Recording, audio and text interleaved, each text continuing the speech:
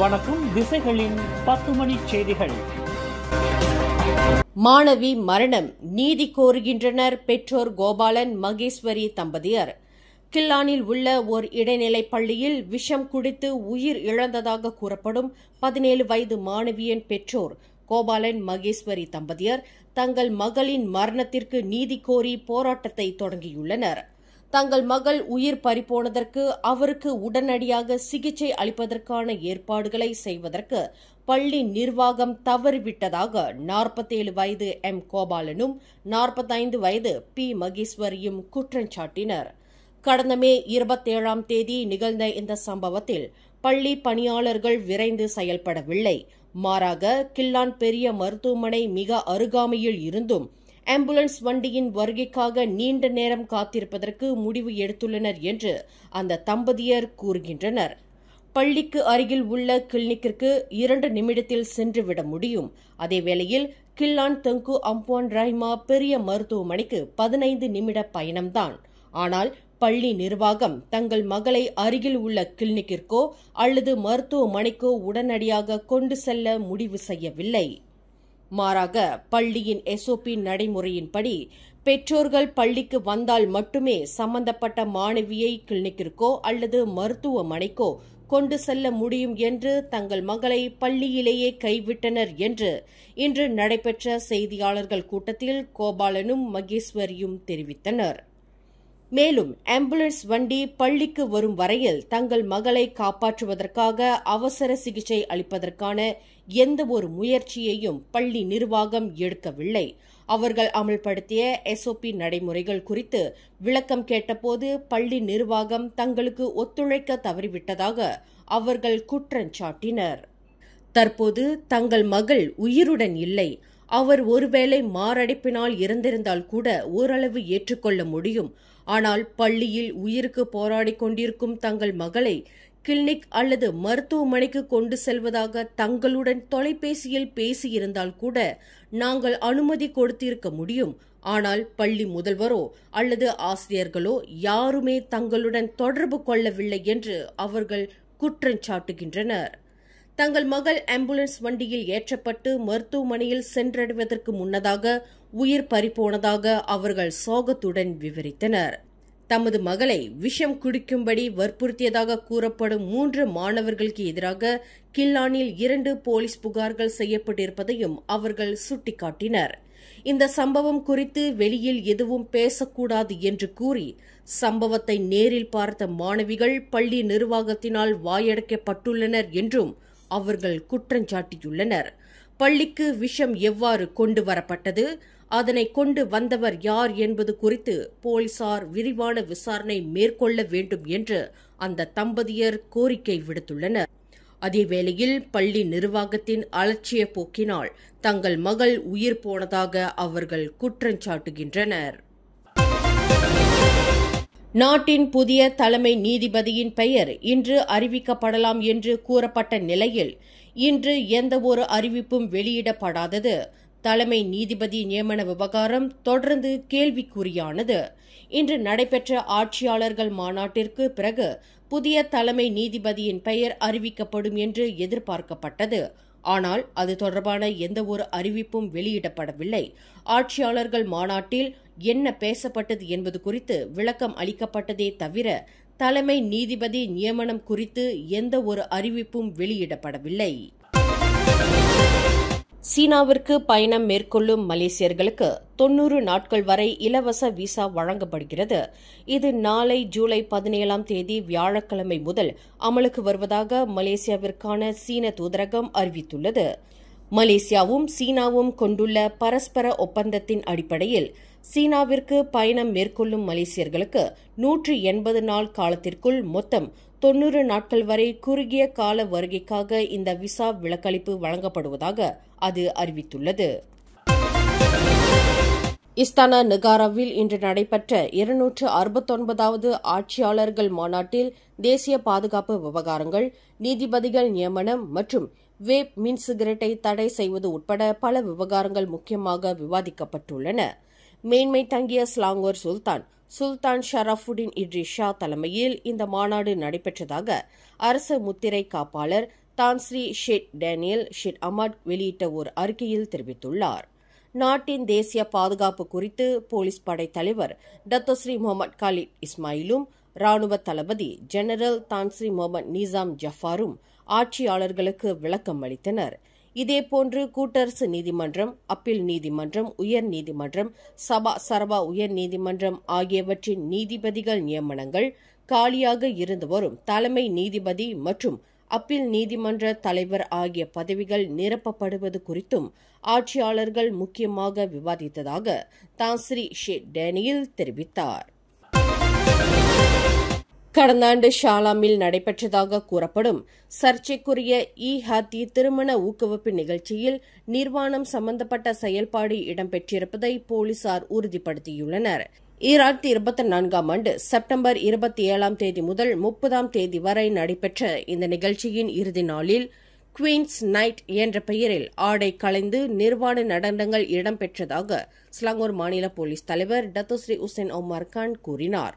நிகழ்ச்சியின் ஒரு பகுதியாக 2 பேக்கேஜ் திட்டங்கள் வழங்கப்பட்டன. சுமார் 6000 ரிங்கிட் கட்டணத்தில் பேக்கேஜ் ஏ மற்றும் சுமார் 9000 ரிங்கிட் கட்டணத்தில் பேக்கேஜ் பி என இரு பிரிவுகளாக ஏற்பாடு செய்யப்பட்டுள்ளன. இதில் குவீன்ஸ் நைட் நிகழ்ச்சியும் அடங்கும் என்று ஷாலாமில் ஸ்லாங்கூர் மாநில போலீஸ் தலைமையகத்தில் இன்று நடைபெற்ற செய்தியாளர் கூட்டத்தில் டத்தோஸ்ரீ உசேன் ஒமார் இதனை கூறினார். நிகழ்ச்சியின் தொடக்கத்தில் நீச்சல் உடையான பிகினி ஆடையில் வலம் வந்த ஒரு பெண் பேச்சாளர் நிகழ்வு முடியும் தருவாயில் உச்சகட்டமாக பங்கேற்பாளர்களுடன் இணைந்து ஆடை களைந்து நிர்வாணமாக நடனமாடியுள்ளார். இதனை நிகழ்வில் கலந்து கொண்டதாக கூறப்படும் ஒரு முகநூல் பயனர் கூறியுள்ளார் என்று உசேன் ஒமார் குறிப்பிட்டார். பங்கேற்பாளர்கள் தங்களின் ஆடை களைந்து சுதந்திரமாக நடனமாடுவதற்கு அவர்களை ஊக்குவிக்கும் வகையில் மர்மமான பானம் கொடுக்கப்பட்டதாக கூறப்படுகிறது.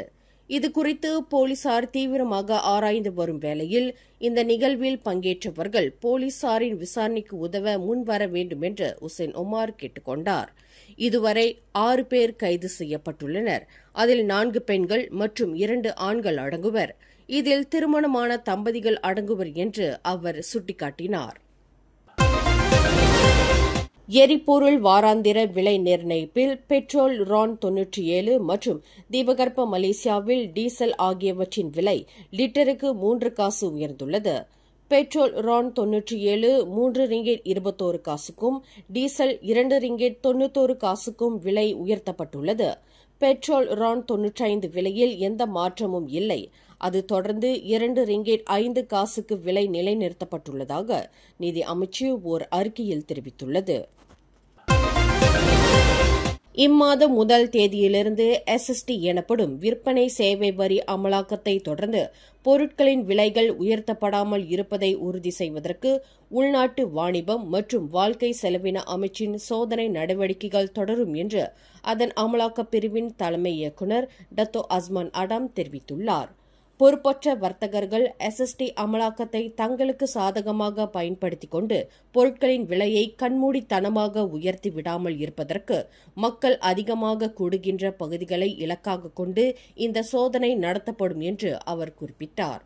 குறிப்பாக பொது சந்தைகள், பேரங்காடிகள், வர்த்தக தளங்கள் மற்றும் வணிக மையங்கள் ஆகியவற்றில் அமைச்சின் அமலாக்க அதிகாரிகள் இந்த திடீர் சோதனையில் ஈடுபடுவர் என்று அவர் தெரிவித்தார். நிர்ணயிக்கப்பட்ட விலையை விட கூடுதல் விலைக்கு பொருட்களை விற்பது கண்டுபிடிக்கப்பட்டால் சம்பந்தப்பட்ட வர்த்தகர்களுக்கு எதிராக கடும் நடவடிக்கை எடுக்கப்படும் என்று அவர் எச்சரித்தார்.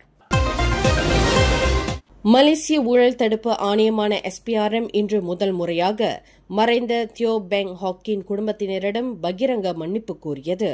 மறைந்த தியோ பெங் ஹாக்கின் குடும்பத்திற்கு ஒரு கருணை தொகையை வழங்கவும் SPRM தயாராக உள்ளது. இந்த கருணை தொகை மறைந்த தியோ பெங் குழந்தையின் நலன் மற்றும் கல்வி செலவுகளுக்காக பயன்படுத்திக் கொள்ளலாம் என்று அதன் தலைமை ஆணையர் தான்ஸ்ரீ அசாம்பாக்கி தெரிவித்துள்ளார். தியோ பெங் ஹாக்கின் மரணம் தொடர்பில் ஆக கடைசியாக நடந்த விசாரணையில் SPRM சட்டத்தின் கீழ் எந்தவொரு தனிநபரும் குற்றம் இழைத்ததற்கான போதுமான ஆதாரங்கள் இல்லை என்று தெரிவித்துள்ளது. இருந்தபோதிலும் தியோ பெங் ஹாக்கின் மரண சம்பவத்தை SPRM இன்னமும் கடுமையாக கருதி வருகிறது என்று அசாம்பாக்கி விளக்கினார். லஞ்ச ஊழல் தொடர்பான விசாரணைக்காக அழைக்கப்பட்ட அரசியல்வாதியின் உதவியாளரான தியோ பெங் ஹாக் கடந்த 2009ஆம் ஆண்டு ஜூலை 16ஆம் தேதி SPRMின் ஸ்லாங்கூர் மாநில கட்டட வளாகத்தில் தியோ பெங் ஹாக் இறந்து கிடந்தது கண்டுபிடிக்கப்பட்டுள்ளது. தியோ பெங் ஹாக்கின் குடும்பத்தினர் நீதி கேட்டு கடந்த 16 ஆண்டு காலமாக போராடி வருகின்றனர். கில்லான் பள்ளத்தாக்கு மற்றும் பினாங்கில் மேற்கொள்ளப்பட்ட வெவ்வேறு சோதனைகளில் 3 ஆடவர்கள் கைது செய்யப்பட்டது மூலம் 4.13 மில்லியன் ரிங்கெட் பெறுமானமுள்ள ஹெரோயின் போதைப் பொருளை போலீசார் கைப்பற்றியுள்ளனர். கடந்த சனிக்கிழமை பிற்பகல் 1:30 மணி முதல் 3:30 மணி வரை கில்லான் பள்ளத்தாக்கிலும் பினாங்கிலும் ஏக காலத்தில் மேற்கொள்ளப்பட்ட சோதனையில் 47க்கும் 55க்கும் இடைப்பட்ட வயதுடைய 3 நபர்கள் பிடிபட்டதாக உசேன் ஒமார் குறிப்பிட்டார். சுபாங் ஜயா ஜாலான் UST 19/4 ஆடவர் ஒருவர் செலுத்திய மஸ்டா ரக கார் தடுக்கப்பட்டு சோதனை செய்யப்பட்ட போது 14.52 கிலோ எடை கொண்ட ஹெராயின் பேஸ் போதைப் பொருளும் 920 கிராம் ஹெராயினும் கைப்பற்றப்பட்டதாக அவர் தெரிவித்தார். அதனைத் தொடர்ந்து ஸ்ரீகம்பாங்கானில் ஒரு வீட்டில் மேற்கொள்ளப்பட்ட சோதனையில் 2வது சந்தேக பேர் வழி கைது செய்யப்பட்டு 25.55 கிலோ போதைப்பொருள் கைப்பற்றப்பட்டது. 3வது சோதனை பினாங்கு பிரமாத்தாங் பாவில் ஓர் உணவகத்தில் மேற்கொள்ளப்பட்டது. அதில் 3வது நபர் கைது செய்யப்பட்டு அவரின் வீட்டில் 7.46 கிலோ ஹெராயின் போதைப்பொருள் கைப்பற்றப்பட்டது. கைப்பற்றப்பட்ட போதைப் பொருளின் மொத்த மதிப்பு 4.13 மில்லியன் ரிங்கெட் ஆகும் என்று ஷாலாமில் இன்று நடைபெற்ற செய்தியாளர்கள் கூட்டத்தில் உசேன் ஒமார் இதனை தெரிவித்தார். கார் ஒன்று சாலையை விட்டு விலகி சீரமைப்பில் இருந்து வரும் ஒரு கட்டடத்தை மோதியதில் காரை செலுத்திய முதியவர் ஒருவர் காயமுற்றார். இந்த சம்பவம் இன்று பிற்பகல் 2 மணி அளவில் பட்டவத் ஜாலான் ஜெட்டி லாமாவில் நிகழ்ந்தது. சீரமைப்பில் இருந்து வரும் கட்டடத்தின் உபகரணங்கள் சரிந்து விழுந்ததில் காரின் இடிபாடுகளுக்கு இடையில் அதன் ஓட்டுநரான 77 வயது முதியவர் சிக்கிக் கொண்டதாக பினாங்கு மாநில தீயணைப்பு மீட்புப்படை உதவி இயக்குநர் ஜான் சகுன் தெரிவித்தார். புரோடுவா கனாரி காரின் இருக்கையில் சிக்கிக் கொண்ட அந்த முதியவர் பின்னர் பாதுகாப்பாக வெளியேற்றப்பட்டு மருத்துவமனைக்கு கொண்டு செல்லப்பட்டதாக அவர் குறிப்பிட்டார். கோலாலம்பூர் டேசா பண்டானில் இன்று காலை 11 மணி அளவில் அமலாக்க நடவடிக்கையில் ஈடுபட்ட கோலாலம்பூர் மாநகர்மன்ற அதிகாரிகளை பாராங்கை ஆயுதமாக கொண்டு அச்சுறுத்தியதாக நம்பப்படும் ஆடவர் ஒருவரை போலீசார் கைது செய்தனர். டேச பண்டானில் சட்டவிரோதமாக கட்டப்பட்ட அங்காடி கடைகளை உடைப்பதற்கு தெனாகா நேஷனல் பிரஹாட் ஸ்லாங்கூர் குடிநீர் நிறுவனம் ஆகியவற்றின் உதவியுடன் கோலாலம்பூர் மாநகர்மன்ற அமலாக்க அதிகாரிகள் நடவடிக்கை எடுத்தனர்.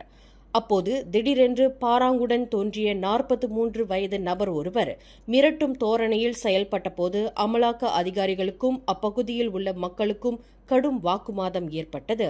இந்நிலையில் அமலாக்க அதிகாரிகளை அச்சுறுத்தியதாக நம்பப்படும் நபரிடமிருந்து பாராங் பறிக்கப்பட்டு அவரை போலீசார் கைது செய்ததாக வங்சாமாஜு மாவட்ட போலீஸ் தலைவர் ACP முகமது லாசிம் இஸ்மாயில் தெரிவித்தார்.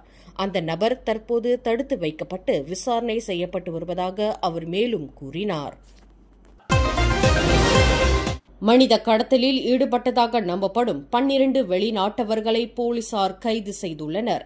கோலாலம்பூர் ஸ்தாபாக்கில் ஒரு ஹோம்ஸ்டே வீட்டில் போலீசார் மேற்கொண்ட திடீர் சோதனை நடவடிக்கையில் இந்த 12 பேரும் கைது செய்யப்பட்டதாக புகேடாமான் போலீஸ் தலைமையகத்தின் மனித கடத்தல் தொடர்பான D3 பிரிவு தலைவர் சோஃபியான் சந்தோங் தெரிவித்தார்.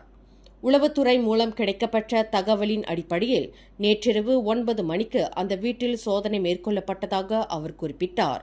கைது செய்யப்பட்ட 22க்கும் 31க்கும் இடைப்பட்ட வயதுடைய இந்த 12 பேரில் 3 ஆண்களும் ஒரு பெண்ணும் கேங் ரோனி கும்பலை சேர்ந்தவர்கள் என்று அவர் அடையாளம் கூறினார். மேலும் செய்திகளை தெரிந்து கொள்ள கீழே இருக்கும் பெல் பட்டனை அழுத்துங்கள். உங்கள் மகிழ்ச்சியை வெளிப்படுத்த லைக் மற்றும் ஷேர் செய்யுங்கள். தொடர்ந்து திசைகளோடு இணைந்திருக்க சப்ஸ்கிரைப் செய்யுங்கள்.